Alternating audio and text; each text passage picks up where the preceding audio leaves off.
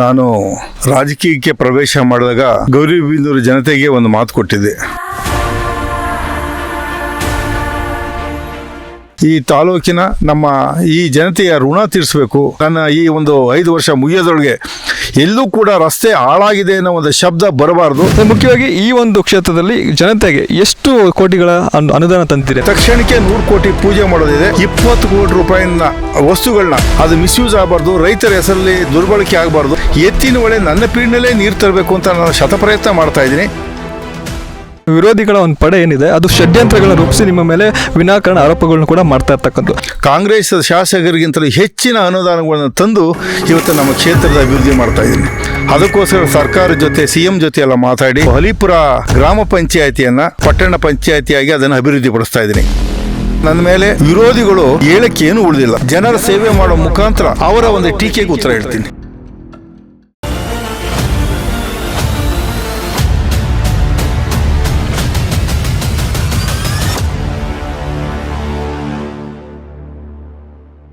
ಎರಡು 2023ರ ಕರ್ನಾಟಕ ವಿಧಾನಸಭಾ ಚುನಾವಣೆಯಲ್ಲಿ ಅಚ್ಚರಿ ಮೂಡಿಸಿದ ಕ್ಷೇತ್ರಗಳಲ್ಲಿ ಗೌರಿಬಿದನೂರು ಕ್ಷೇತ್ರ ಕೂಡ ಒಂದು. ಎಲ್ಲೆಡೆ ರಾಷ್ಟ್ರೀಯ ಪಕ್ಷಗಳ ಘರ್ಜನೆ ಪ್ರಭಾವಗಳ ನಡುವೆ KHP ಅನ್ನೋ ಸ್ವತಂತ್ರ ಬಣ ಮೂಲಕ ರಾಜಕೀಯ ರಂಗಕ್ಕೆ ಇಳಿದು ಸ್ವತಂತ್ರವಾಗಿ ಪ್ರಭಾವಿ ಎದುರಾಳಿಗಳನ್ನು ಎದುರಿಸಿ ಸಮಾಜ ಸೇವೆ ಮೂಲಕ ಕ್ಷೇತ್ರದ ಜನರ ಮನಗೆದ್ದು 2023ರ ವಿಧಾನಸಭಾ ಚುನಾವಣೆಯಲ್ಲಿ ಬರೋಬ್ಬರಿ 83,837 ಮತಗಳನ್ನು ಪಡೆದಿದ್ದು 37,286 ಮತಗಳ ಅಂತರದಿಂದ ಗೌರಿಬಿದನೂರಿನಲ್ಲಿ ಐತಿಹಾಸಿಕ ಗೆಲುವನ್ನು ಸಾಧಿಸಿದ್ದಾರೆ. ಸ್ವತಂತ್ರ ಅಭ್ಯರ್ಥಿಯಾದರೂ ಕ್ಷೇತ್ರದ ಅಭಿವೃದ್ಧಿಗೆ ಬಲ್ಲ ಮಾಹಿತಿಗಳ ಪ್ರಕಾರ ಬರೋಬ್ಬರಿ 800 ಕೋಟಿಗಳಿಗಿಂತಲೂ ಅಧಿಕ ಅನುದಾನವನ್ನು ತಂದಿದ್ದಾರೆ. ಇದೀಗ ಗೌರಿಬಿದನೂರು MLA KH ಪುಟ್ಟಸ್ವಾಮಿ ಗೌಡರು ನಮ್ಮೊಂದಿಗೆ ಇದ್ದಾರೆ.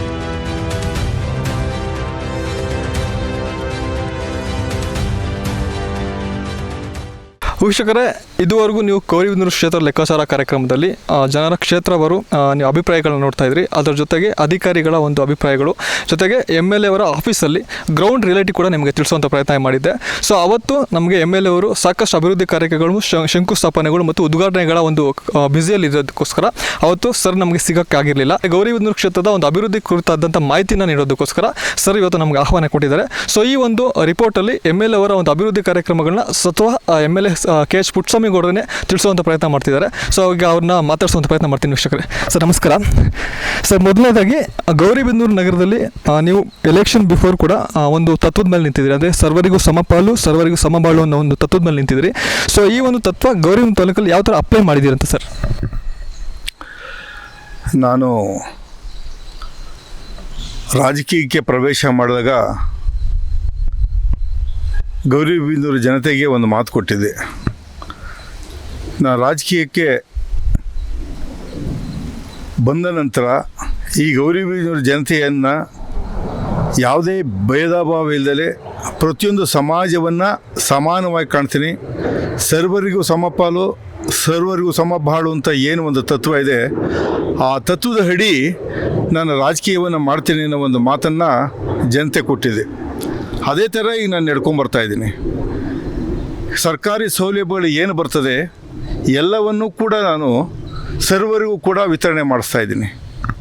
ಈ ಮೊನ್ನೆ ನಡೆದಂಥ ಅಗ್ರಿಕಲ್ಚರಿಗೆ ಸಂಬಂಧಪಟ್ಟಂಥ, ಸೆರಿಕಲ್ಚರ್ ಸಂಬಂಧಪಟ್ಟಂಥ ಪ್ರತಿಯೊಂದು ವ್ಯವಸಾಯಕ್ಕೆ ಸಂಬಂಧಪಟ್ಟಂಥ ಮೆಟೀರಿಯಲ್ಸನ್ನು ವಿತರಣೆ ಮಾಡಿದೆ. ಅದರಲ್ಲೂ ಕೂಡ ಎಲ್ಲರನ್ನೂ ಗುರುಸಿ ಬಡವರು ಶ್ರೀಮಂತರು ಅಂದರೆ ಯಾವುದೇ ಜಾತಿ ಭೇದ ಎಲ್ಲವನ್ನು ಮರೆತು ಯಾರು ಯೋಗ್ಯರು ಅಂಥವರಿಗೆ ವಿತರಣೆ ಮಾಡಿಸುವಂಥ 20 ಕೋಟಿಯ ಸಲಕರಣೆಗಳು ವಿತರಣೆ ಮಾಡಿಸ್ತೆ ಸಮಾನಾಂತರವಾಗಿ. ಅದೇ ರೀತಿ ರಾಜಕೀಯ ಕ್ಷೇತ್ರಕ್ಕೆ ಬಂದರೂ ಕೂಡ ಅಷ್ಟೇ ಎಲ್ಲ ಯುವಕರನ್ನು ಬೆಳೆಸುವಂಥ ಕಾರ್ಯ ಮಾಡಿ ಪ್ರತಿಯೊಂದು ಸಮಾಜದ ಯುವಕರನ್ನ ಗುರುಸಿ ಅವರಿಗೆ ಅಧಿಕಾರ ಕೊಡುವಂಥ ಒಂದು ಕೆಲಸ ಮಾಡ್ಕೊಂಬಂದಿದ್ದೀನಿ.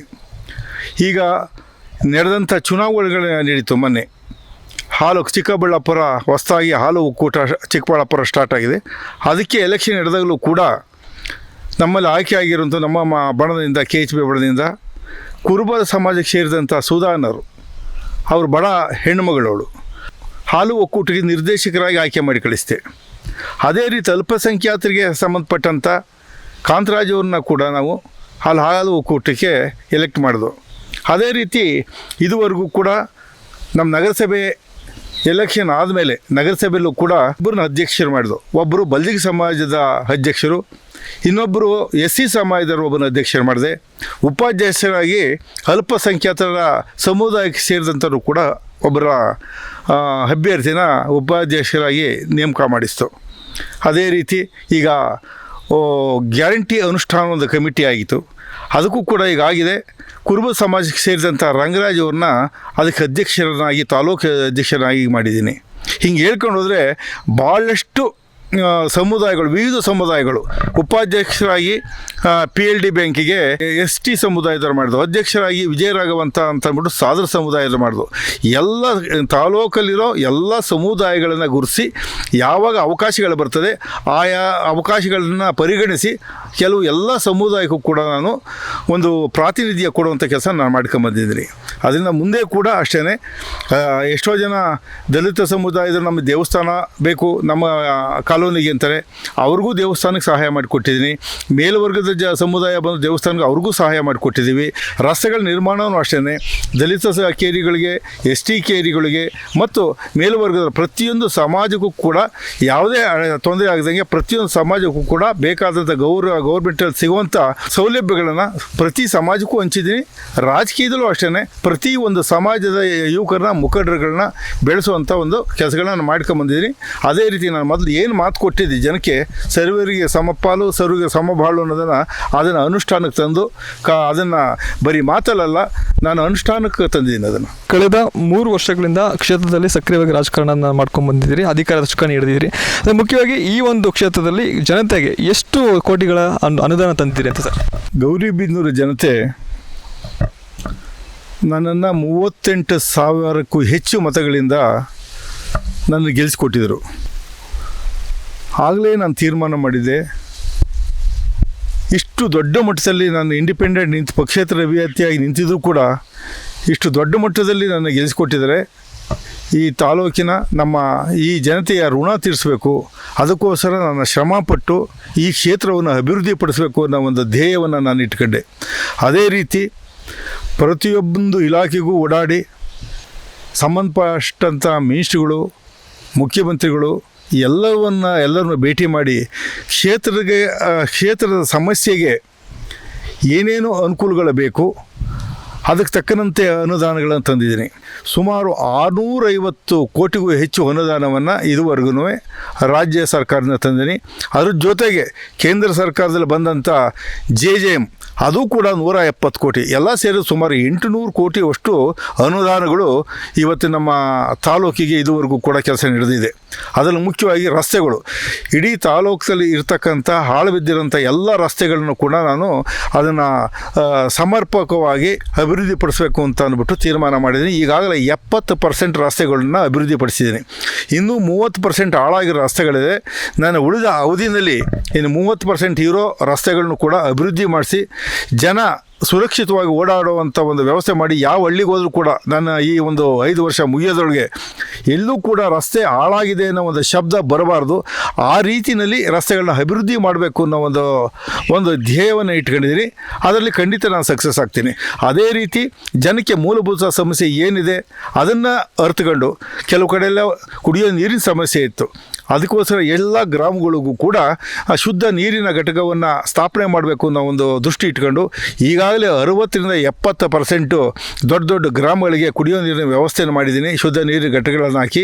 ಇನ್ನೂ 30-40% ಹಳ್ಳಿಗಳಿಗೆ ಶುದ್ಧ ನೀರಿನ ಘಟಕಗಳನ್ನು ಹಾಕಬೇಕು. ಅಷ್ಟನ್ನು ಕಂಪ್ಲೀಟ್ ಮಾಡಿ ನಮ್ಮ ಹಳ್ಳಿಯ ಜನತೆಗೆ ಒಳ್ಳೆ ನೀರು ಕುಡಿಯೋ ಆಹಾರ ಎಷ್ಟು ಮುಖ್ಯನೋ, ಒಳ್ಳೆ ಆಹಾರ, ಈಗ ಒಳ್ಳೆ ಕುಡಿಯೋ ಅಂಥ ನೀರು ಕೂಡ ಅಷ್ಟು ಶುದ್ಧವಾಗಿದ್ದರೆ ಮನುಷ್ಯನಿಗೆ ಯಾವ ರೋಗಗಳು ಬರಲ್ಲ ಅನ್ನೋ ಒಂದು ಮಾತಿದೆ. ಅದಕ್ಕೋಸ್ಕರ ಪ್ರತಿಯೊಂದು ಹಳ್ಳಿಗೂ ಕೂಡ ಶುದ್ಧ ಕುಡಿಯೋ ನೀರಿನ ಘಟಕಗಳನ್ನು ಸ್ಥಾಪನೆ ಮಾಡಬೇಕು ಅಂತ ಮಾಡ್ತಾಯಿದ್ದೀನಿ. ಅದನ್ನು ಕೂಡ ನಾನು ಪೀಡ್ನಲ್ಲಿ ಕಂಪ್ಲೀಟ್ ಮಾಡ್ತೀನಿ. ಹಾಗೆಯೇ ಮೂರನೇದಾಗಿ ನಮ್ಮ ಜನತೆ ಎಷ್ಟೋ ಜನ ಸುಮಾರು 2,500-3,000 ಮನೆಗಳಿಗೆ ವಿದ್ಯುತ್ ಇರಲಿಲ್ಲ, ಅಲ್ಲಲ್ಲಿ ಗುಂಪು ಮನೆಗಳಿತ್ತು. ಆ ಮನೆಗಳಿಗೆ 24 ಅವರ್ಸ್ ಕರೆಂಟ್ ಬರುವಂಥ ಒಂದು ವ್ಯವಸ್ಥೆ ಮಾಡಿ ಸುಮಾರು 3,000-4,000 ಮನೆಗಳಿಗೆ ಇದುವರೆಗೂ ಕೂಡ ವಿದ್ಯುತ್ ಶಕ್ತಿಯ ಸರಬರಾಜಾಗುವ ರೀತಿಯಲ್ಲಿ 24 ಗಂಟೆ ಆ ವ್ಯವಸ್ಥೆ ಮಾಡಿದ್ದೀನಿ. ರೈತರಿಗೆ ನಾನೊಂದು ಸರಿ ಮಾತು ಕೊಟ್ಟಿದ್ದೆ ಟಿ ಸಿ ಹಾಕ್ಸ್ಕೊಡ್ತೀನಿ ಅಂತ. ಈಗ ಒಂದು 25 KV ಟಿ ಸಿ ಬರ್ತಾ ಇಲ್ಲ, ಅದಕ್ಕೋಸ್ಕರ 100 KV 63 KV ಟಿ ಸಿಗಳನ್ನ ತಂದು ಎಲ್ಲೆಲ್ಲಿ ಓವರ್ಲೋಡ್ ಆಗಿದೆ ರೈತರಿಗೆ ಒಂದೊಂದು ಟಿ ಸಿಯಿಂದ 7-8 ಬೋರ್ ಓಡ್ತಾ ಇದ್ದು, ಅದರಿಂದ ಟಿ ಸಿಗಳು ಸುಟ್ಟು ಹೋಗ್ತಿದ್ದು, ಇಲ್ಲ ಮೋಟ್ರ್ ಸುಟ್ಟು ಹೋಗ್ತಾ ಇತ್ತು. ಅದಕ್ಕೋಸ್ಕರ ಸುಮಾರು 20 ಕೋಟಿ ಅನುದಾನವನ್ನು ಬೆಸ್ಕಾಂ ಇಂದ ತಂದು ನಾನು ಇಡೀ ನಮ್ಮ ತಾಲೂಕಿನ ಜನತೆಗೆ ಸುಮಾರು 500 ಟಿ ಸಿಗಳನ್ನ ತಂದು ಎಲ್ಲವನ್ನು ಎಲ್ಲೆಲ್ಲಿ ಓವರ್ಲೋಡ್ ಆಗಿದೆ ಅದಕ್ಕೆ ಅಡಿಷನಲ್ ಟಿ ಸಿ ಹಾಕಿ ಅವರ ಸಮಸ್ಯೆಗಳನ್ನ ಬಗೆಹರಿಸಿದ್ದೀನಿ. ಹೀಗೆ ಎಲ್ಲಿ ಸಮಸ್ಯೆಯಿಂದ ಅಂತ ಕೇಳಿದಾಗ ರೈತರಾಗ್ಬೋದು, ಜನಸಾಮಾನ್ಯರಾಗ್ಬೋದು, ಆ ಸಮಸ್ಯೆಗಳಿಗೆ ಸ್ಪಂದನೆ ಮಾಡ್ಕೊಂಬರ್ತಾ ಇದ್ದೀನಿ. ಅದೇ ರೀತಿ ಹೈ ಮಾರ್ಕ್ಸ್ ಲೈಟ್ ಇರ್ಬೋದು, ಶಾಲಾ ಕಟ್ಟಡಗಳಾಗ್ಬೋದು, ಅಂಗನವಾಡಿ ಶಾಲೆ ಆಗ್ಬೋದು, ಹೀಗೆ ಎಲ್ಲೆಲ್ಲಿ ಏನೇನು ಅನುಕೂಲಗಳು ಬೇಕು ಜನತೆಗೆ ಸರ್ವತೋಮುಖವಾದ ಅಭಿವೃದ್ಧಿ ಆಗಬೇಕು ಅನ್ನೋ ದೃಷ್ಟಿಯಿಂದ ನಾನು ಜನತೆಗೆ ನಾನು ಸೇವೆ ಮಾಡ್ಕೊಂಡು ಬಂದಿದ್ದೀನಿ. ಅಂದರೆ ಮುಖ್ಯವಾಗಿ ಒಬ್ಬ ಮಿನಿಸ್ಟ್ರು ಕ್ಷೇತ್ರದಲ್ಲಿ ಏನು ರೀತಿಯ ಅಭಿವೃದ್ಧಿ ಆಗುತ್ತೋ ಅದೇ ಒಂದು ಮಟ್ಟದಲ್ಲಿ ಗೌರಿಬಿದನೂರು ಒಂದು ಕ್ಷೇತ್ರದಲ್ಲಿ ಅಭಿವೃದ್ಧಿ ಕಾಣ್ತಾ ಇದೆ. ಸೊ ಇಲ್ಲಿ ಸರ್ವಸಾಮಾನ್ಯವಾಗಿ ಮೂಡುವಂಥ ಪ್ರಶ್ನೆ ಏನಂತಂದರೆ, ಇಷ್ಟು ಅನುದಾನ ತರೋದ್ರಲ್ಲಿ ಒಬ್ಬ ಸ್ವತಂತ್ರ ಅಭ್ಯರ್ಥಿಯ ಒಂದು ಶ್ರಮ ಎಷ್ಟಿದೆ ಅಂತ ಕೇಳಿದ್ದಾರೆ ಸರ್. ನಾನು ಶಾಸಕನಾಗಿಗಿಂತ ಮುಂಚೆಯಿಂದಲೂ ಕೂಡ ಸರ್ಕಾರದ ಜೊತೆ ನನ್ನ ಒಂದು ಒಡನಾಟ ಇತ್ತು. ಅದರಿಂದ ಅಲ್ಲಿ ಅಧಿಕಾರಿಗಳು ಭಾಳಷ್ಟು ಜನ IAS ಅಧಿಕಾರಿಗಳಿರ್ಬೋದು, ಮಿನಿಸ್ಟ್ರಿಗಳಿರ್ಬೋದು, ಎಲ್ಲರೂ ಮಧ್ಯದಲ್ಲೂ ಪರಿಚಯ ಇದ್ದರು. ಅದರಿಂದ ಆ ಪರಿಚಯ ವಿಶ್ವಾಸವನ್ನು ಉಳಿಸ್ಕೊಂಡು ನಮ್ಮ ತಾಲೂಕಿಗೆ ಬೇಕಾದಂಥ ಸೌಲಭ್ಯಗಳನ್ನು ಅವರ ಆಫೀಸ್ಗಳಿಗೆ, ಅವರ ಕಚೇರಿ ಏನು ವಿಧಾನಸೌಧಕ್ಕೆ ಹೋಗಿ ಅವ್ರನ್ನ ಸುಮಾರು 2-3 ಸತಿ ಭೇಟಿಯಾಗಿ ನಮ್ಮ ತಾಲೂಕಿನ ಸಮಸ್ಯೆಯನ್ನು ಹೇಳಿ ಅವ್ರನ್ನ ಮನವರಿಕೆ ಮಾಡಿದ ಮೇಲೆ ಅವರು ನಮ್ಮ ಸಮಸ್ಯೆಗೆ ಸ್ಪಂದಿಸಿ ಎಲ್ಲ ಮಂತ್ರಿಗಳು ಕೂಡ ನಾನು ಯಾವ್ದು ಬೇಡಿಕೆ ಇಡ್ತೀನಿ ಆ ಬೇಡಿಕೆಗಳನ್ನ ಕಂಪ್ಲೀಟಾಗಿ ಅವರು ನಮ್ಮ ಸಮಸ್ಯೆಗೆ ಸ್ಪಂದಿಸಿ ನನಗೆ ಬೇಕಾದಂಥ ಅನುದಾನಗಳನ್ನು ಕೊಟ್ಟಿದ್ದಾರೆ. ಆ ಒಂದು ದೃಷ್ಟಿಯಿಂದಲೇ ಕಾಂಗ್ರೆಸ್ ಶಾಸಕರು ಏನು ಕೆಲಸ ಮಾಡ್ತಾರೆ ಆ ಪಕ್ಷದ ಶಾಸಕರು, ನಾನು ಪಕ್ಷೇತರನಾಗಿದ್ದರೂ ಕೂಡ ಕಾಂಗ್ರೆಸ್ ಶಾಸಕರಿಗಿಂತಲೂ ಹೆಚ್ಚಿನ ಅನುದಾನಗಳನ್ನು ತಂದು ಇವತ್ತು ನಮ್ಮ ಕ್ಷೇತ್ರದ ಅಭಿವೃದ್ಧಿ ಮಾಡ್ತಾಯಿದ್ದೀನಿ. ಸರ್, ತಾವು ಹೇಳಿದಾಗೆ ಕ್ಷೇತ್ರಕ್ಕೆ ಸುಮಾರು 800 ಕೋಟಿಯ ಬೃಹತ್ ಒಂದು ಅನುದಾನ ತಂದಿರ್ತಕ್ಕಂಥದ್ದು. ಇದರಲ್ಲಿ ಮುಖ್ಯವಾಗಿ ನಿಮ್ಮ ಒಂದು ಅಭಿವೃದ್ಧಿಯಲ್ಲಿ ತುಂಬ ಮೈಲಿಗಲ್ಲು ಅಂತ ಅನಿಸ್ಕೊಳ್ಳೋದು ಅಥವಾ ತುಂಬ ಅಚೀವ್ಮೆಂಟ್ ಆಗಿರುವಂಥ ಒಂದು 4 ಒಂದು ಅಭಿವೃದ್ಧಿ ಕೆಲಸಗಳ ಬಗ್ಗೆ ಮಾತಾಡ್ಬೋದಾ ಅಂತ.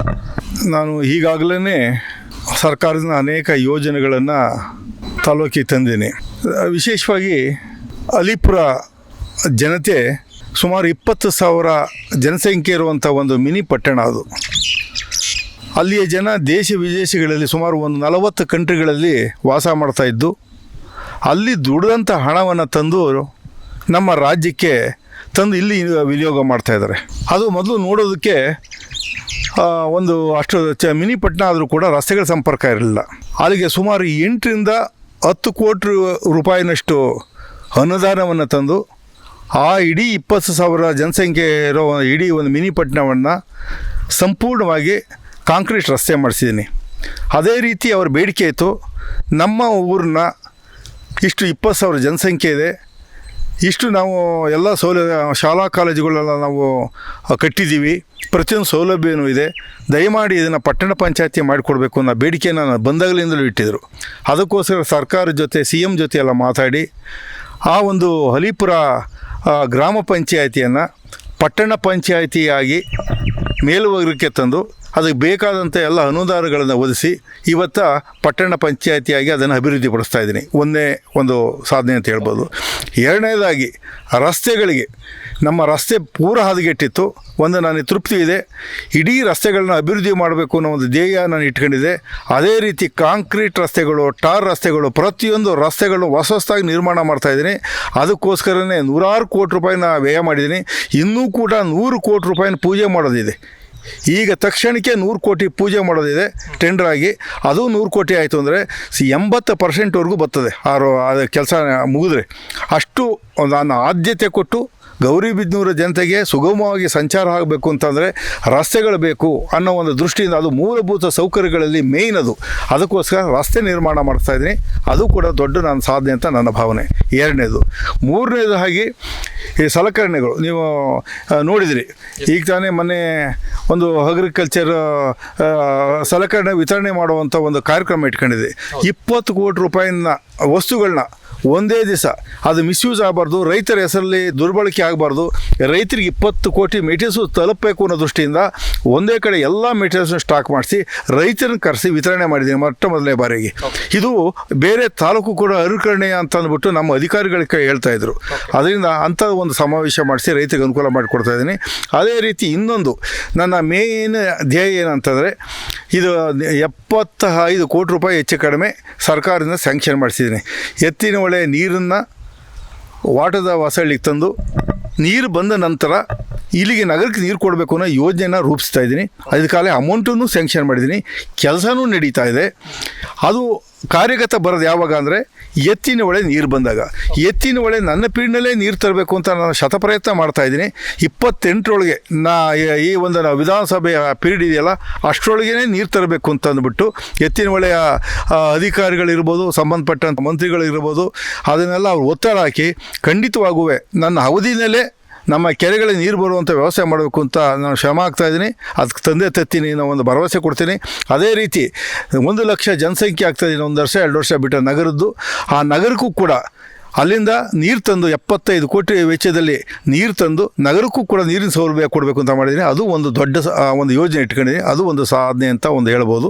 ಇನ್ನು ಅನೇಕ ಬ್ರಿಡ್ಜ್ಗಳು, ಸುಮಾರು 15 ಬ್ರಿಡ್ಜ್ ಕಟ್ಟಿಸ್ತಾ ಇದ್ದೀನಿ. ಇಡೀ ತಾಲೂಕಿನ ಜನ ಮಳೆಗಾಲ ಬಂದು ಹೆಚ್ಚು ಕಡಿಮೆ ಕೆರೆ ಕಟ್ಟೆ ತುಂಬಿದರೆ ಓಡಾಡೋಕ್ಕಾಗ್ತಿರಲಿಲ್ಲ. ಅಂಥ ಎಲ್ಲೆಲ್ಲಿ ನೀರು ಬಂದು ಕೆರೆ ನೀರು ಬಂದು ಜನಕ್ಕೆ ಓಡಾಡೋಕ್ಕೆ ಸಂಪರ್ಕನೇ ಇಲ್ಲೋ ಅಂಥದ್ದು 15 ಬ್ರಿಡ್ಜ್ಗಳನ್ನ ಕನ್ಸ್ಟ್ರಕ್ಷನ್ ಮಾಡಿಸ್ತಾ ಇದ್ದೀನಿ.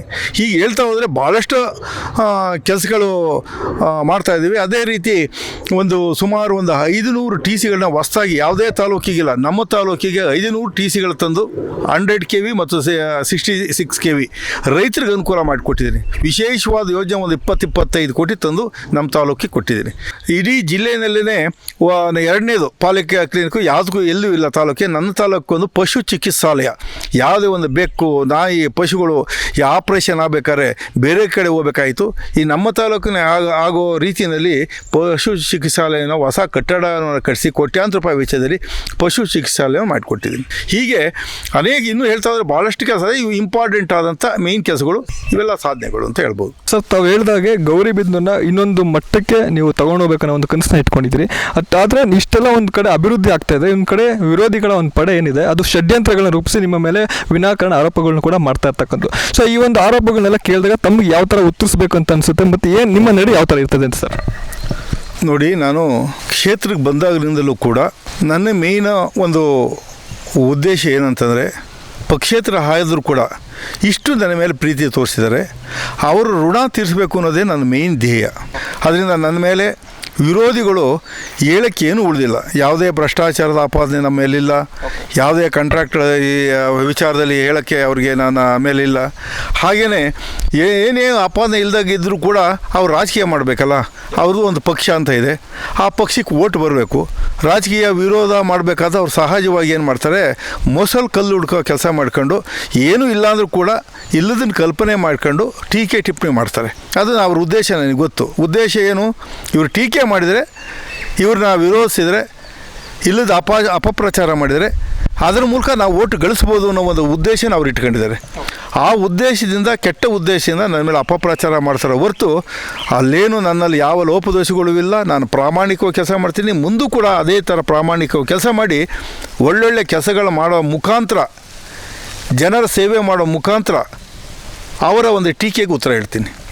ಅದಕ್ಕೋಸ್ಕರಲೇ ನಾನು ಯಾವುದೇ ಒಂದು ಭ್ರಷ್ಟಾಚಾರಕ್ಕೆ ಅವಕಾಶ ಆಗದಂಗೆ, ಯಾರೇ ಅಧಿಕಾರಿಗಳನ್ನ ತಾಲೂಕಿಗೆ ಬಂದರೂ ಕೂಡ ಅವ್ರ ಹತ್ರ ಯಾವುದೇ ಎಕ್ಸ್ಪೆಕ್ಟೇಷನ್ ಇಲ್ದಲೆ ಅವ್ರನ್ನ ವರ್ಗಾವಣೆ ಮಾಡಿಸ್ಕೊಂಡು, ನಾವೇನಾರು ಅಧಿಕಾರಿಗಳನ್ನ ನಾವು ದುರುಪಯೋಗ ಮಾಡಿಸ್ಕೊಂಡ್ರೆ ಅವರು ಸರ್ವೀಸನ್ನು ಸಾಮಾನ್ಯ ಜನಕ್ಕೆ ಸರ್ವೀಸ್ ಕೊಡೋದಿಲ್ಲ ಅವರು. ಅದರಿಂದ ಅವರನ್ನು ನಾವು ದುರುಪಯೋಗ ಪಡಿಸ್ಕೋಬಾರ್ದು. ನಾವ್ರನ್ನೇನೋ ದುರುಪಯೋಗ ಪಡಿಸ್ಕೊಂಡ್ರೆ, ಅವ್ರ ಹತ್ರ ನಾವೇನಾರು ವೈಯಕ್ತಿಕವಾಗಿ ಎಕ್ಸ್ಪೆಕ್ಟೇಷನ್ ಮಾಡಿದರೆ ಜನಗಳ ಸೇವೆ ಅವ್ರು ಸರಿಯಾಗಿ ಮಾಡೋದಿಲ್ಲ. ನನಗೂ ಕೇಳೋ ಅವ್ರನ್ನ ಹಕ್ಕನ್ನು ದಬಾಯಿಸಿ ಜನಗಳ ಸೇವೆ ಮಾಡೋಕ್ಕೆ ಅಂತ ದಬಾಯಿಸಿ ಕೇಳೋ ಹಕ್ಕು, ನೈತಿಕ ಶಕ್ತಿನೂ ಕೂಡ ನಾನು ಕಳ್ಕೋಬೇಕಾಗುತ್ತೆ ಅನ್ನೋ ದೃಷ್ಟಿಯಿಂದ ಯಾವುದೇ ಅಧಿಕಾರಿಗಳ ಹತ್ರ ನಾನು ಯಾವುದೇ ಎಕ್ಸ್ಪೆಕ್ಟೇಷನ್ ಇಲ್ಲದೆ ಟ್ರಾನ್ಸ್ಫರ್ ಮಾಡಿಸಿ ಅದರಲ್ಲಿ ಪಾರದರ್ಶಕವಾಗಿ ವರ್ಗಾವಣೆ ಮಾಡಿಕೊಡ್ತಾ ಇದ್ದೀನಿ. ಉದ್ದೇಶ ಏನು? ಜನಗಳ ಸೇವೆ ಮಾಡಲಿ ಅನ್ನೋದು. ಅದೇ ರೀತಿ ನಮ್ಮ ಲೀಡ್ರುಗಳು ಕೂಡ ಯಾರೇ ಅಧಿಕಾರಿಗಳ ಹತ್ರ ಹೋಗಿ ಅಧಿಕಾರಿಗಳನ್ನ ದಬಾಯಿಸಿ ವೈಯಕ್ತಿಕವಾಗಿ ಲಾಭ ಮಾಡ್ಕೊಳ್ಳೋಕ್ಕೋಸ್ಕರ ಅಲ್ಲಿ ಕಚೇರಿಗಳನ್ನು ದುರುಪಯೋಗಪಡಿಸ್ಕೋಬಾರ್ದು ಅಂತ ನಮ್ಮ ಲೀಡ್ರುಗಳಿಗೂ ಕೂಡ ನಾನು ಅವರಿಗೆ ಸೂಚನೆ ಕೊಟ್ಟಿದ್ದೀನಿ. ಅದೇ ರೀತಿ ಅವರು ಕೂಡ ಯಾವುದೇ ಅಧಿಕಾರಿಗಳ ಹತ್ರ ಯಾವುದೇ ಕೆಟ್ಟ ಹೆಸರು ಬರದಂಗೆ ನಡ್ಕೊಂಡು ಸಾರ್ವಜನಿಕರ ಕೆಲಸವನ್ನು ಅವರು ಕೂಡ ಮಾಡಿಸ್ತಾ ಇದ್ದಾರೆ. ಅದರಿಂದ ಸಾರ್ವಜನಿಕ ಕೆಲಸ ಆಗ್ತಾಯಿದೆ. ಅದೇ ಎಷ್ಟೋ ಜನ ಕಾಂಟ್ರಾಕ್ಟ್ರುಗಳು ಈ ಕೆಲಸ ನಡೀತದೆ, ಬೇರೆ ಕಡೆ ಗುಣಮಟ್ಟದಲ್ಲಿಲ್ಲದೆ ಕಾಂಟ್ರಾಕ್ಟ್ರುಗಳು ಕೆಲಸ ಆಗಿರೋದು ನೋಡಿದ್ರಿ ಬೇರೆ ತಾಲೂಕಿನಲ್ಲಿ. ನಮ್ಮ ತಾಲೂಕಿನಲ್ಲಿ ಜನಗಳಿಗೆ ಗುಣಮಟ್ಟದ ಕೆಲಸ ಆಗಬೇಕು ಅಂತ ಯಾವುದೇ ಕಾಂಟ್ರಾಕ್ಟರ್ನ ಇದುವರೆಗೂ ಒಂದು ವಿತೌಟ್ ಎನಿ ಎಕ್ಸ್ಪೆಕ್ಟೇಷನ್ ಅವ್ರ ಹತ್ರ ಕೆಲಸ ಮಾಡಿಸ್ತಾ ಇದ್ದೀನಿ. ನೀವು ಅಧಿಕಾರಕ್ಕೆ ಬರೋಕ್ಕೂ ಮುಂಚೆನೇ ನಿಮ್ಮದೇ ಆದ ಒಂದು KHP ಫೌಂಡೇಶನ್ ಮುಖಾಂತರ ಸಾಕಷ್ಟು ಜನತೆಗೆ ವಿವಿಧ ರೀತಿಯ ಒಂದು ಯೋಜನೆಗಳ ಮುಖಾಂತರ ಸೌಕರ್ಯಗಳನ್ನ ಕಲ್ಪಿಸಿಕೊಡ್ತಾ ಇದ್ರಿ. ಸೊ ವಿಶೇಷವಾಗಿ KHP ಫೌಂಡೇಶನಿಂದ ಸದುಪಯೋಗ ಪಡಿಸ್ಕೊಂಡಂಥ ಒಂದಷ್ಟು ಸಾರ್ವಜನಿಕರು ಈಗಷ್ಟೇ ನಿಮ್ಮ ಮೇಲೆ ಸಾಕಷ್ಟು ಒಂದು ಮೆಚ್ಚುಗೆ ಕೂಡ ವ್ಯಕ್ತಪಡಿಸ್ತಾ ಇರ್ತಕ್ಕಂಥದ್ದು. ಸೊ ಇದನ್ನೆಲ್ಲ ನೋಡಿದಾಗ ತಮಗೆ ಅನಿಸುತ್ತೆ ಸರ್? ನಾನು ರಾಜಕೀಯಕ್ಕೆ ಎಂಟ್ರಿ ಆದಾಗಲೇ ನನ್ನ ವೈಯಕ್ತಿಕವಾಗಿ ನನ್ನ KHP ಫೌಂಡೇಶನ್ ವತಿಯಿಂದ ಜನಗಳ ಸಮಸ್ಯೆ ಏನಾರು ಹೇಳ್ಕೊಂಬಂದಾಗ, ಅವ್ರ ಕಷ್ಟ ಸುಖ ಹೇಳ್ಕೊಂಡು ಬಂದಾಗ ಅವರಿಗೆ ಸಮಸ್ಯೆಗಳಿಗೆ ಸ್ಪಂದಿಸುವಂಥ ಒಂದು ಕೆಲಸಗಳನ್ನು ಮಾಡ್ಕೊಂಬಂದಿದ್ದೆ. ನಾನು ಗೆದ್ದ ಮೇಲೂ ಕೂಡ ನಾನು ಗೆದ್ದೆ ಅಂದ್ಬಿಟ್ಟು ಸರ್ಕಾರದಿಂದ ಬರೋ ಸೌಲಭ್ಯಗಳನ್ನು ಏನು ಜನಕ್ಕೆ ಒದಗಿಸ್ತಾ ಇದ್ದೀನೋ ಅದೇ ರೀತಿ ನನ್ನ ಪರ್ಸನಲ್ಲಾಗಿ ನಾನು KHP ಫೌಂಡೇಶನ್ನಿಂದಲೂ ಕೂಡ ನಾನು ಏನೇನು ಸೌಲಭ್ಯ ಕೊಡ್ತಾ ಇದೆ ಅದನ್ನೆಲ್ಲ ಮುಂದುವರ್ಸ್ಕೊಂಡ್ಬಂದಿದ್ದೀನಿ. ಉದಾಹರಣೆಗೆ ಹೇಳೋದಾದರೆ ಪ್ರತಿ ವರ್ಷ ಮಕ್ಕಳು ಓದೋದು ಎಷ್ಟು ಮುಖ್ಯನೋ ಬರವಣಿಗೆನೂ ಅಷ್ಟೇ ಮುಖ್ಯ. ಬರ್ಕೊಂಡ್ರೆ ಅವ್ರಿಗೆ ನಾಲೆಡ್ಜ್ ಇಂಪ್ರೂವ್ ಆಗುತ್ತೆ, ಹ್ಯಾಂಡ್ ರೈಟಿಂಗ್ ಇಂಪ್ರೂವ್ ಆಗುತ್ತೆ, ಜ್ಞಾಪಕಶಕ್ತಿಯಲ್ಲಿ ಉಳಿತದೆ. ಬರವಣಿಗೆನೂ ಅಷ್ಟೇ ಇಂಪಾರ್ಟೆಂಟ್ ಅಂತ ಅಂದ್ಬಿಟ್ಟು ಪ್ರತಿಯೊಂದು ಮಕ್ಕಳಿಗೂ ಕೂಡ ಸರ್ಕಾರಿ ಶಾಲೆಯಲ್ಲಿ ಓದೋ ಮಕ್ಕಳಿಗೆ ಎಲ್ಲರಿಗೂ ಕೂಡ ನೋಟ್ ಬುಕ್ಗಳನ್ನು ವಿತರಣೆ ಮಾಡ್ಕೊಂಬಂದಿದ್ದೀನಿ. ಸುಮಾರು ವರ್ಷಕ್ಕೆ 40 ಲಕ್ಷಕ್ಕಿಂತಲೂ ಹೆಚ್ಚಿನ ಬೆಲೆ ಬಾಳುವಂಥ ನೋಟ್ ಬುಕ್ಗಳನ್ನ ಮಕ್ಕಳಿಗೆ ವಿತರಣೆ ಮಾಡ್ಕೊಂಬಂದಿದ್ದೀನಿ. ಅದೇ ರೀತಿ ಇವತ್ತು ಸರ್ಕಾರ ಅನೌನ್ಸ್ ಮಾಡಿದೆ, ನಮ್ಮ ಮಾನ್ಯ DK ಶಿವಕುಮಾರ್ ಸಾಹೇಬರು ಮುಖ್ಯಮಂತ್ರಿ ಆದಮೇಲೆ ಗಂಡು ಮಕ್ಕಳಿಗೂ ಕೂಡ ವಿದ್ಯಾರ್ಥಿಗಳಿಗೆ ಬಸ್ ಪಾಸ್ ಕೊಡುವಂಥ ಒಂದು ವಿನೂತನವಾದಂಥ ಒಂದು ಕಾರ್ಯಕ್ರಮವನ್ನು ಅನೌನ್ಸ್ ಮಾಡಿದರು. ಆದರೆ ನಾನು 3 ವರ್ಷಗಳಿಂದಲೂ ಕೂಡ ಹೆಣ್ಣು ಮಕ್ಕಳು ಗಂಡು ಮಕ್ಕಳು ಭೇದ ಭಾವ ಇಲ್ಲದೆ ನಾನು ಬಂದಾಗಲಿಂದ ರಾಜಕೀಯ ಎಂಟ್ರಿ ಆದಾಗಲಿಂದಲೂ ಕೂಡ ಪ್ರತಿಯೊಬ್ಬರಿಗೂ ಕೂಡ ಬಸ್ ಪಾಸ್ ಕೊಡುವಂಥ ಒಂದು ವ್ಯವಸ್ಥೆಯನ್ನು ನಾನು ಮಾಡ್ಕೊಂಬತ್ತಾ ಇದ್ದೆ. ಆಮೇಲೆ ಮಧ್ಯದಲ್ಲಿ ಹೆಣ್ಣು ಮಕ್ಕಳಿಗೆ ಸರ್ಕಾರ ಕೊಡುವಂಥ ಬಸ್ ಪಾಸ್ ಕೊಡುವಂಥ ಒಂದು ಫ್ರೀ ಮಾಡಿದ್ರು. ಆದರೂ ಕೂಡ ಗಂಡು ಮಕ್ಕಳಿಗೆ ಇರಲಿಲ್ಲ. ಗಂಡು ಮಕ್ಕಳು ಕೂಡ 3 ವರ್ಷದಿಂದ ನಾನು ವೈಯಕ್ತಿಕವಾಗಿ ನನ್ನ KHP ಫೌಂಡೇಶನಿಂದ ಶಾಲಾ ಮಕ್ಕಳಿಗೆ ಬಸ್ ಪಾಸ್ ಕೊಡುವಂಥ ವ್ಯವಸ್ಥೆ ನಾನು ಮಾಡ್ಕೊಂಬಂದಿದ್ದೀನಿ. ಅದೇ ರೀತಿ ಪ್ರತಿ ವರ್ಷ ನಾನು ಹೆಣ್ಣು ಮಕ್ಕಳಿಗೆ ಅರಿಶಿನ ಕುಂಕುಮ ಕೊಡುವಂಥ ಕಾರ್ಯಕ್ರಮ ನಮ್ಮ KHP ಫೌಂಡೇಶನಿಂದ ಮಾಡ್ಕೊಂಬಂದಿದೆ. ಅದನ್ನು ಕೂಡ ತಪ್ಪಿಸಬಾರ್ದು ಮಾತು ಕೊಟ್ಟಿದೆ. ಇದೇ ವರ್ಷ ಬಡ ಹೆಣ್ಮಕ್ಳು ಇರ್ತಾರೆ, ಮಧ್ಯಮ ವರ್ಗದ ಹೆಣ್ಮಕ್ಳು ಇರ್ತಾರೆ. ಅವ್ರು ಕೆಲವರು ಒಂದು ಅಣ್ಣ ತಮ್ಮನ ಥರ ನೋಡುವಂಥ ಹೆಣ್ಣುಮಕ್ಕಳು ಭಾವನೆಯಿಂದ ನಮ್ಮನ್ನು ನೋಡುವಂಥ ಹೆಣ್ಣುಮಕ್ಕಳು ಭಾಳಷ್ಟು ಜನ ಕ್ಷೇತ್ರದಲ್ಲಿರೋದ್ರಿಂದ ಪ್ರತಿಯೊಬ್ಬರು ಹೆಣ್ಣುಮಕ್ಕಳು ಕೂಡ ಒಂದು ಅರಿಶಿನ ಕುಂಕುಮ ಒಂದು ವರ್ಷಕ್ಕೊಂದ್ಸರಿ ಒಂದು ಉಡುಗೊರೆ ಕೊಡಬೇಕು ಅನ್ನೋ ಇದನ್ನು ಮಾಡ್ಕೊಂಬಂದು ಅದನ್ನು ಕೂಡ ಪ್ರತಿ ವರ್ಷ ನಡೆಸ್ಕೊಂಬಂದಿದ್ದೀನಿ. ಅದೇ ರೀತಿ ಆಂಬ್ಯುಲೆನ್ಸ್ 2 ಆಂಬ್ಯುಲೆನ್ಸನ್ನು ಸರ್ಕಾರಿ ಆಂಬ್ಯುಲೆನ್ಸ್ ಸಾಲದೆ ಬರ್ತದೆ ಅಂದ್ಬಿಟ್ಟು 2 ಆಂಬ್ಯುಲೆನ್ಸ್ ಬಿಟ್ಟು ಉಚಿತವಾಗಿ ಯಾರೇ ಹಾಸ್ಪಿಟ್ಲಿಗೆ ತುರ್ತು ಹೆರಿಗೆ ಇರ್ಬೋದು, ಹಾರ್ಟ್ ಅಟ್ಯಾಕ್ ಇರ್ಬೋದು, ಇನ್ನೊಂದು ಹಾವು ಕಡ್ದಂಥ ಸಂದರ್ಭ ಇರ್ಬೋದು, ಪ್ರತಿಯೊಂದು ಸಂದರ್ಭಕ್ಕೂ ಈ ಉಪಯೋಗ ಆಗಲಿ ಅಂತ 2 ಆಂಬ್ಯುಲೆನ್ಸ್ ಬಿಟ್ಟು ಅದು ಕೂಡ ಸತತವಾಗಿ 5 ವರ್ಷಗಳಿಂದಲೂ ಕೂಡ ಆಂಬ್ಯುಲೆನ್ಸ್ಗಳು ಒಂದು ಕಾರ್ಯನಿರ್ವಹಿಸ್ತಾ ಇವೆ. ಅದು ಕೂಡ ಸಾರ್ವಜನಿಕರಿಗೆ ಹೀಗೆ ಹೇಳ್ತಾ ಇದ್ದೀನಿ. ಇನ್ನೂ ಭಾಳಷ್ಟು ಸೌಲಭ್ಯಗಳನ್ನು ಯಾರೇ ಮದುವೆಗೆ ಅಂತ ಬರ್ಬೋದು, ಮದುವೆಗೆ ಅಂತ ಬಂದಂಥ ಸಮಯದಲ್ಲಿ ನನ್ನ KHP ಫೌಂಡೇಶನ್ನಲ್ಲಿ ಹೆಚ್ಚು ಕಡಿಮೆ ಯಾರೇ ಬಂದರೂ ಕೂಡ 5,000 ಕೊಟ್ಕೊಳಿಸುವಂಥ ಒಂದು ಪದ್ಧತಿ ಇಟ್ಕೊಂಡಿದ್ದೀನಿ. ನನ್ನ ಹಳ್ಳಿಲ ಸೇವೆ ಅವ್ರ ಮದುವೆಗೆ ಒಂದು ಅನುಕೂಲ ಆಗಲಿ ಅನ್ನೋ ಒಂದು ಸರ್ವಿಸು ಕೂಡ ಕೊಟ್ಕೊಂಬಂದಿದ್ದೀನಿ. ಅದರಿಂದ ನಾನು ಮುಂಚೆ ಎಲೆಕ್ಷನ್ಗಿಂತ ಗೆಲ್ಲಕ್ಕಿಂತ ಏನು ಸರ್ವಿಸ್ ಕೊಡ್ತಾ ಇದ್ದೆ ನಾನು ವೈಯಕ್ತಿಕ KHP ಫೌಂಡೇಶನಿಂದ ಅದೇ ಸೌಲಭ್ಯಗಳನ್ನು ನಾನು ಗೆದ್ದ ಮೇಲೂ ಕೂಡ ಕೊಟ್ಕೊಂಬತ್ತಾ ಇದ್ದೀನಿ, ಮುಂದೂ ಕೂಡ ಕೊಟ್ಕೊಂಡು ಹೋಗ್ತೀನಿ. ಸರ್, ಕೊನೆಯದಾಗಿ ಗೌರಿಬಿದನೂರು ಒಂದು ಕ್ಷೇತ್ರ ಇನ್ನು 2 ವರ್ಷದಲ್ಲಿ ನಿಮ್ಮ ಅವಧಿ ಪೂರ್ಣ ಆಗೋದಕ್ಕೂ ಮುಂಚೆ ಇನ್ನು ಭವಿಷ್ಯದಲ್ಲಿ ಗೌರಿಬಿದನೂರು ಯಾವ ಥರದ ಒಂದು ಮಾದರಿ ಕ್ಷೇತ್ರ ಮಾಡಕೊಟ್ಟಿದ್ದೀರಿ ಅಂತ ಸರ್? ಗೌರಿಬಿದನೂರಲ್ಲಿ ನನಗೆ ಪ್ರಥಮವಾಗಿ ಆದ್ಯತೆ ಕೊಡೋದು ಮಕ್ಕಳ ವಿದ್ಯಾಭ್ಯಾಸಕ್ಕೆ. ಅದಕ್ಕೆ ಬೇಕಾದಂಥ ಸೌಲಭ್ಯಗಳನ್ನು ಮುಂದಿನ ದಿನಗಳಲ್ಲಿ ಎಲ್ಲರೂ ಕೂಡ ಮಕ್ಕಳು ಅಟ್ಲೀಸ್ಟು PUC ಡಿಗ್ರಿ ಓದಿ ಪಾಸ್ ಮಾಡಿರಬೇಕು, ಪ್ರತಿಯೊಂದು ಮಕ್ಕಳಿಗೂ ವಿದ್ಯಾಭ್ಯಾಸ ಸಿಗಬೇಕು ಅನ್ನೋದು ನಂದು ಚಿಂತನೆ. ಅದಕ್ಕೋಸ್ಕರ ಅಂಥ ಮಕ್ಕಳಿಗೆ ಏನು ಸೌಲಭ್ಯ ಬೇಕೋ ಮುಂದಿನ ದಿನಗಳಲ್ಲಿ ಇನ್ನೂ ಹೆಚ್ಚಿನ ಆದ್ಯತೆಯನ್ನು ವಿದ್ಯಾಭ್ಯಾಸಕ್ಕೆ ಕೊಡ್ತೀನಿ. ಫಸ್ಟ್ ಆದ್ಯತೆ ಅವ್ರಿಗೆ ಬೇಕಾದಂಥ ಬಡ ಮಕ್ಕಳಿಗೆ ಏನಾರೋ ಒಂದು ಫೀಸ್ಗಳು ಸಾಲಿಲ್ಲ ಅಂದರೂ ಕೂಡ ಮುಂದಿನ ದಿನಗಳಲ್ಲಿ ಇನ್ನೂ ಹೆಚ್ಚಿನ ಮಟ್ಟದಲ್ಲಿ ಕೊಡಬೇಕು ಅಂತ ಮಾಡಿದ್ದೀನಿ. ಅದೇ ರೀತಿ ಅವ್ರಿಗೆ ಪರಿಕರಗಳು, ನೋಟ್ಬುಕ್ಗಳಾಗ್ಬೋದು, ಇನ್ನು ಬೇರೆ ಏನೇ ಸೌಲಭ್ಯ ಬೇಕು ಅಂತಂದರೂ ಕೂಡ ಅವರಿಗೆ ಒದಗಿಸ್ಬೇಕು. ಮತ್ತು ಅವ್ರಿಗೆ ಬೇಕಾದಂಥ ಶಾಲಾ ಬಿಲ್ಡಿಂಗ್ಗಳು ಎಲ್ಲಿ ಕಟ್ಟಡಗಳು ಇಲ್ಲ, ಸರ್ಕಾರದಿಂದ ತಂದು ಅನುದಾನಗಳನ್ನು ತಂದು ಪ್ರತಿಯೊಂದು ಸರ್ಕಾರಿ ಶಾಲೆಯೂ ಕೂಡ ಗುಣಮಟ್ಟದಲ್ಲಿ ಎಜುಕೇಷನ್ ಕೊಡೋಂಗೆ ಅವರಿಗೆ ಬಿಲ್ಡಿಂಗ್ ಕಟ್ಟಿಸಿ ಶಾಲಾ ಕಟ್ಟಡಗಳು ಕಟ್ಟಿಸ್ಕೊಡ್ಬೇಕು ಅನ್ನೋದು ಒಂದು ಧ್ಯೇಯ ಇದೆ. ನನ್ನ ಮುಂದಿನ ದಿನಗಳಲ್ಲಿ ರಸ್ತೆಗಳನ್ನು ಕೂಡ ಇನ್ನೂ ಸಂಪೂರ್ಣವಾಗಿ ಇಡೀ ಕ್ಷೇತ್ರಾದ್ಯಂತ ರಸ್ತೆ ಸಂಪೂರ್ಣವಾಗಿ ಸೌಲಭ್ಯ ಸಿಗಬೇಕು ಅನ್ನೋದರಲ್ಲಿ ಅದೊಂದು ಧ್ಯೇಯ ಇದೆ. ಹಾಗೆಯೇ ಅನೇಕ ಹೊಸ ಕಟ್ಟಡಗಳನ್ನ ಕಟ್ಟಬೇಕು ನಗರಕ್ಕೆ ಅನ್ನೋದು ಐತೆ. ಈಗ ನಗರಸಭೆ ಹಳೆ ಎಲ್ಲೋ ಬಾಡಿಗೆಲಿದ್ದಾರೆ, ಅದನ್ನೇನಾದರೂ ಮಾಡಿ ಹೊಸ ಕಟ್ಟಡ ಮಾಡಿ ಮಾದರಿಯಾಗಿ ಗೌರಿಬಿದನೂರಿಗೆ ಒಂದು ಕಳಸಪ್ರಾಯವಾಗಿ ಒಂದು ಗೌರಿಬಿದನೂರಲ್ಲಿ ನಗರಸಭೆ ಕಟ್ಟಡ ಕಟ್ಟಬೇಕು ಅನ್ನೋದು ನನಗೆ ಆಸೆ ಇದೆ. ಅದನ್ನು ಪೂರ್ಣ ಮಾಡಬೇಕು ಅಂತ ಇದೆ. ಎರಡನೇದಾಗಿ ಒಂದು ಹಳೆಯ ಒಂದು IB ಇದೆ, ಗೆಸ್ಟ್ ಹೌಸು, ಅದು ಹಳೆ ಟೈಪ್ ಆಯಿತು. ಇವತ್ತು ನಮ್ಮ ತಾಲೂಕಿಗೆ ಯಾರ ಮಂತ್ರಿಗಳು ಬರ್ಬೋದು, CM ಬರ್ಬೋದು, ಅಧಿಕಾರಿಗಳು ಬರ್ಬೋದು, ಅವರಿಗೆ ಸಕಲ ಸೌಲಭ್ಯ ಇರುವಂಥ ಒಂದು ಆಧುನಿಕವಾದಂಥ IB ಕಟ್ಟಿಸ್ಬೇಕು ಅಂತ ಇದ್ದೀನಿ. ಅದನ್ನು ಈಗಾಗಲೇ ಟೆಂಡರ್ ಕಳಿಸ್ತಿದ್ದೀನಿ, ಅದನ್ನು ಕೂಡ ನಾನು ಅವಧಿಯಲ್ಲಿ ಕಟ್ಟಿಸ್ಕೊಡ್ತೀನಿ. ಅದೇ ರೀತಿ bus stand, private bus stand ಇದೆ. ಆ ಪ್ರೈವೇಟ್ ಬಸ್ ಸ್ಟ್ಯಾಂಡನ್ನು ಅದು ಎಲ್ಲ ಹಾಳಾಗಿ ಶಿಥಿಲವಾಗಿತ್ತು. ಆ ಬಸ್ ಸ್ಟ್ಯಾಂಡನ್ನು ಕೂಡ ಮಾದರಿ ಪ್ರೈವೇಟ್ ಬಸ್ ಸ್ಟ್ಯಾಂಡ್ ಆಗಿ ಅದನ್ನು ಕಟ್ಟಿಸ್ಕೊಡ್ಬೇಕು ಅಂತ ಮಾಡಿದ್ದೀನಿ. ತಾಲೂಕ್ ಪಂಚಾಯತಿ ಆಫೀಸು, ಆಡಳಿತ ಆಫೀಸು, ಅಲ್ಲಿಗೂ ಕೂಡ ಒಂದು ದೊಡ್ಡ ಕಟ್ಟಡವನ್ನು ಕಟ್ಟಿ ಎಲ್ಲ ಒಂದೇ ಕಡೆ ಕೆಲಸ ಮಾಡೋ ರೀತಿಯಲ್ಲಿ ಒಂದು ಮಾದರಿಯಾದ ಕಟ್ಟಡ ಕಟ್ಟಬೇಕು ಅಂತ ಇದೆ. ಹೀಗೆ ಅನೇಕ ಕಟ್ಟಡಗಳನ್ನು ಗೌರಿಬಿದನೂರು ನಗರಕ್ಕೆ ಒಂದು ಮಾದರಿಯಾಗಿ ಅಭಿವೃದ್ಧಿಗೆ ಒಂದು ಪೂರಕವಾಗಿ ಹೊಸ ಕಟ್ಟಡ ಕಟ್ಟಬೇಕು ಅನ್ನೋದು ಕೂಡ ನನ್ನ ಆಶೆ ಇದೆ. ಅದನ್ನು ಕೂಡ ಪೂರೈಸ್ತೀನಿ. ಸರ್, ತಾವು ಹೇಳಿದಾಗೆ ಗೌರಿಬಿದನೂರನ್ನ ಇನ್ನೊಂದು ಮಾದರಿ ಕ್ಷೇತ್ರ ಮಾಡೋದು ಹೊರಟಿದ್ದೀರಿ. ಸೊ ಇನ್ನು 2 ವರ್ಷ ನಿಮ್ಮ ಟರ್ಮ್ ಮುಕ್ತಾಯಗೊಳ್ಳೋದಲ್ಲಿ ಗೌರಿಬಿದನೂರು ಅಭಿವೃದ್ಧಿ ಎಷ್ಟು % ಸುಧಾರಣೆಗೊಳ್ಳುತ್ತೆ ಅಂತ ಸರ್?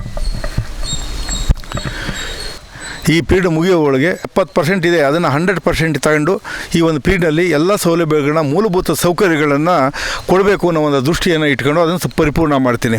ಅದೇ ರೀತಿ ಈ ಉದ್ಯೋಗ ಸಂಬಂಧಪಟ್ಟಂತೆ ಈಗಾಗಲೇ ಬಂದಿರುವಂಥ ಕಾರ್ಖಾನೆಗಳು ಮಾಲಿನ್ಯ ಇರತಕ್ಕಂಥ ರೆಡ್ ಝೋನ್ ಕಾರ್ಖಾನೆಗಳೇ ಜಾಸ್ತಿ ಇದೆ ನಮ್ಮ ಗೌರಿಬಿದನೂರು ತಾಲೂಕಿನಲ್ಲಿ. ಮುಂದೆ ಬರುವಂಥ ಕಾರ್ಖಾನೆಗಳು ಪರಿಸರ ಸ್ನೇಹಿ ಕಾರ್ಖಾನೆಗಳಾಗಿರಬೇಕು. ಜನಹಿತವನ್ನು ಬಯಸುವಂಥ ಮಾಲಿನ್ಯ ರಹಿತವಾದಂಥ ಕಾರ್ಖಾನೆಗಳಿಗೆ ಹೆಚ್ಚಿನ ಆದ್ಯತೆಯನ್ನು ಕೊಟ್ಟು ಒಳ್ಳೊಳ್ಳೆ ಕಾರ್ಖಾನೆಗಳು ಬರುವಂಥ ಒಂದು ವ್ಯವಸ್ಥೆಯನ್ನು ಮಾಡಿ ಈಗಾಗಲೇ ಮಾತಾಡ್ತಾ ಇದ್ದೀನಿ. ಇದು KDB ಇರ್ಬೋದು, ಬೇರೆ ಬೇರೆ ಒಳ್ಳೆ ಇಂಡಸ್ಟ್ರಿಗಳು ಬರೋಕ್ಕೆ ಅದಕ್ಕೆ ನಾನು ಯಾವ್ಯಾವ ಇಂಡಸ್ಟ್ರಿಗಳು ಬರ್ತವೆ ಅಂತ ಅಂದ್ಬಿಟ್ಟು ಅಲ್ಲಿಗೆ ವಿಚಾರಿಸ್ತಾ ಇದ್ದೀನಿ. ಒಳ್ಳೊಳ್ಳೆ ಇಂಡಸ್ಟ್ರಿಗಳನ್ನು ನಮ್ಮ ತಾಲೂಕಿಗೆ ತರುವಂಥ ಒಂದು ಕಾರ್ಯವನ್ನು ಪ್ರಥಮ ಆದ್ಯತೆ ಕೊಟ್ಟು ಮುಂದಿನ ದಿನಗಳು ಮಾಡ್ತೀನಿ. ಒಳ್ಳೆ ಉದ್ಯೋಗ ಸಿಗಬೇಕು ನಮ್ಮ ತಾಲೂಕಿಗೆ ಅಂದರೆ ಒಳ್ಳೊಳ್ಳೆ ಇಂಡಸ್ಟ್ರಿಗಳು ಬರಬೇಕು. ಖಂಡಿತವಾಗೂ ನಮ್ಮ ತಾಲೂಕು ದೊಡ್ಡಬಳ್ಳಾಪುರಕ್ಕೋ ಬೆಂಗಳೂರಿಗೋ ಹೋಗೋ ಬದಲು ಇಲ್ಲೇ ಉದ್ಯೋಗ ಸಿಗೋ ರೀತಿಯಲ್ಲಿ ಎಲ್ಲ ಒಳ್ಳೊಳ್ಳೆ ಇಂಡಸ್ಟ್ರಿಗಳಂತಂದು ನನ್ನ ಪೀರಿಯಡ್ನಲ್ಲಿ ಖಂಡಿತವಾಗೂ ಇಲ್ಲಿ ಜನಕ್ಕೆ ಉದ್ಯೋಗ ಸಿಗುವಂಥ ಒಂದು ಕಾರ್ಯದಲ್ಲಿ ಪ್ರಥಮ ಆದ್ಯತೆ ಕೊಟ್ಟು ಈ ಕೆಲಸವನ್ನು ಮುಂದಿನ ದಿನಗಳು ಕೈಗೆತ್ಕೋತೀನಿ. ಸೊ ವೀಕ್ಷಕರೇ, ಕಳೆದ 2-3 ದಿನಗಳಿಂದ ಗೌರಿಬಿದನೂರು ವಿಧಾನಸಭಾ ಕ್ಷೇತ್ರದ ಒಂದು ಒಟ್ಟಾರೆ ಒಂದು ಅಭಿವೃದ್ಧಿ ಕಾರ್ಯಕ್ಕೆ ಸಂಬಂಧಪಟ್ಟಾಗೆ MLA ಪುಟ್ಟಸ್ವಾಮಿಗೌಡ ಒಂದು ಅಭಿವೃದ್ಧಿ ಸಂಬಂಧಪಟ್ಟಾಗೆ ಸಾಕಷ್ಟು ವಿಚಾರಗಳನ್ನ ನಿಮ್ಮ ಮುಂದೆ ತಂದಿರುವಂಥ ಕೆಲಸ ನಾನು ಮಾಡಿದ್ದೇನೆ. ಮುಖ್ಯವಾಗಿ ಇವತ್ತು ಕೂಡ MLA ಪುಟ್ಟಸ್ವಾಮಿಗೌಡರ ಒಂದು ಅಭಿವೃದ್ಧಿ ಕೆಲಸ ಸ್ವತಃ ತಾವೇ ಕೂಡ ಹಂಚ್ಕೊಂಡಿರ್ತಕ್ಕಂಥದ್ದು ಕೂಡ ನೀವು ನೋಡಿದ್ದೀರಿ. ಸೊ ಗ್ರೌಂಡ್ ರಿಯಾಲಿಟಿ ಅನ್ನೋದನ್ನ ನಿಮಗೆ ಸಾಕಷ್ಟು ಮುಕ್ತವಾಗಿ ನಾನು ಕೊಟ್ಟಿರೋಂಥಕ್ಕಂಥದ್ದು ಮುಖ್ಯವಾಗಿ ಈ ಒಂದು ರಿಪೋರ್ಟಲ್ಲಿ. ಇನ್ನೊಂದು ಹೇಳಬೇಕಂತಂದರೆ ಗೌರಿಬಿದನೂರು ಬಗ್ಗೆ ಸಾಕಷ್ಟು ರೀತಿಯ ಒಂದು ಕನಸುಗಳನ್ನ MLA ಪುಟ್ಟಸ್ವಾಮಿಗೌಡರು ಹೊಂದಿರತಕ್ಕಂಥದ್ದು. ಸೊ ಅವರು ಹೊಂದಿರತಕ್ಕಂಥ ಕನಸು ಆದಷ್ಟು ಶೀಘ್ರವಾಗಿ ನೆರವೇರ್ತಾ ಇದೆ ಅಂತ ಕೂಡ ಅವರೇ ಭರವಸೆ ಕೊಟ್ಟಿದ್ದಾರೆ. ಸೊ ಆದಷ್ಟು ಬೇಗ ಅದು ಕೂಡ ನೆರವೇರಲಿ ಅಂತ ಕೂಡ ನಾವು ಕೂಡ ಆಶಿಸ್ತಾ ಇದ್ದೀವಿ. MLA ಪುಟ್ಟಸ್ವಾಮಿಗೌಡ ಅಂದ್ಕೊಂಡಿರೋತ್ತಾಗೆ ಗೌರಿಬಿದನೂರು ವಿಧಾನಸಭಾ ಕ್ಷೇತ್ರ ಮಾದರಿ ಕ್ಷೇತ್ರ ಕೂಡ ಆಗಬೇಕು ಅಂತ ಕೂಡ ಅವ್ರ ಕನಸನ್ನು ಹೊಂದಿರತಕ್ಕಂಥದ್ದು. ಸೊ ಅದು ಕೂಡ ನೆರವೇರಲಿ. ಗೌರಿಬಿದನೂರು ಜನ ಸುಭಿಕ್ಷೆಯಿಂದ ಒಂದು ಜೀವನ ಮಾಡುವಂಥ ಒಂದು ಕೆಲಸ ಆದಷ್ಟು ಶೀಘ್ರವಾಗಿ ಆಗಲಿ ಅಂತ ಕೂಡ ನಾವು ಬಯಸ್ತಾ ಇದ್ದೇವೆ. ಕ್ಯಾಮ್ರಾ ಪರ್ಸನ್ ಭಾಸ್ಕರ್ ಜೊತೆ ತ್ಯಾಗರಾಜರ ಸ್ವಾರಸ್ಯ ನ್ಯೂಸ್, ಬೆಂಗಳೂರು. ಸ್ವಾರಸ್ಯ ನ್ಯೂಸ್, ಇದು ಜನರ ಪ್ರತಿಧ್ವನಿ.